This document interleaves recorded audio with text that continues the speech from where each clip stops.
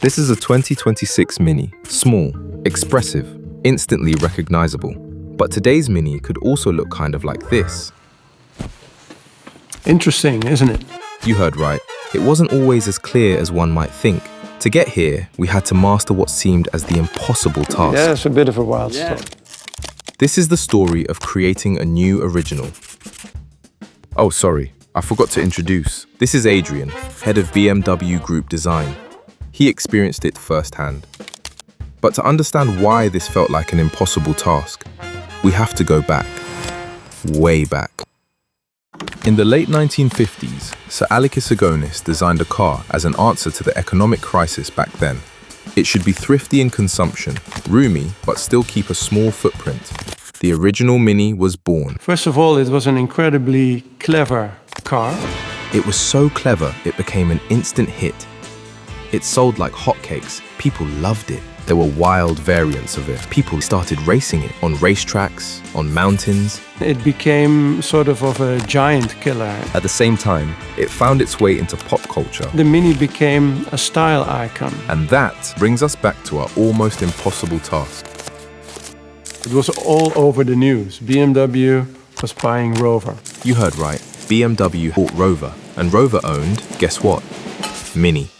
This was the chance to take an icon and create a new original. The brief was very open. Design a new Mini. But how do you touch a legend without breaking it? Too much change and you lose the soul. Too little and you lose the point. That was the almost impossible task. We did a huge competition. Designers from both Rover and BMW started working on the same question. Almost 40 years, the very same car, untouched. And then all of a sudden, we had to translate that into the present and into the future. The stakes couldn't have been higher. It was a piece of British identity. The press was watching. The fans were watching.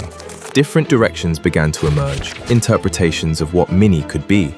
I tried to think of the car as a rally car. Adrian's design was one of 3 designs to be built as a concept car, the ACV30. Next, Rover presented its concept, the spiritual. You get very different trains of thoughts in the different locations. In the end product, you also see somehow a mix of the ideas. A car that is very small, so it makes clever use of space, but it is quite a low car with the wheels on the corner. So I think a little bit of the rally history did actually come into the final design. The moment of decision has come, and with it, a lot of questions. Everybody was hoping that, of course, they were going to recognize some of the original Mini in the new one. It was time for the reveal. The new Mini was here, and people loved it. It was a very exciting new start. The almost impossible task had been solved. So it seemed. What it really did was open the next door towards a new original. By the way, meet Holger, head of Mini Design.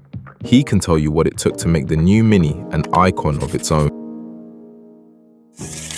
It started with a foundation, a set of things that was simply never up for discussion. The overall proportions of the car, 3-door hatchback, wheels on the corner, the lovable details. Built on that foundation, Mini grew from one car to an entire family. I'm very happy that we take the philosophy of Mini forward and expand it into other areas of purpose. And step by step, Mini became something more. People using Mini as an extension of lifestyle. Customization became even more part of the identity. There's not one Mini that looks like the Mini next to it. People started applying their own style, their own story. It allows us to extend our personality. At that point, Mini had started to grow beyond the car itself. And just like the original Mini found its way into culture, today's Mini is doing the same. Collaborations are adding even more character. The process in of itself is so interesting and brings forward completely new things that we haven't done with Mini before. And at the heart of all of it, it builds a relationship. The Mini is one of these cars I want people to attach to. I want to see a relationship happening, and that's possible with Mini. 20 years into this ownership came the next step, the boldest in years. We introduced a radically new design. For some, almost too different, but in reality, closer to the original than ever before. And something interesting happened. People started missing things that never even existed in the original Mini. Over time, the reference had shifted. Think about what that means. Mini was no longer only measured against its past. It had started defining its own. Society and culture creates an icon or selects something to become an icon. Today, we could say the almost impossible task had been solved, but in reality, the opposite happened. It grew.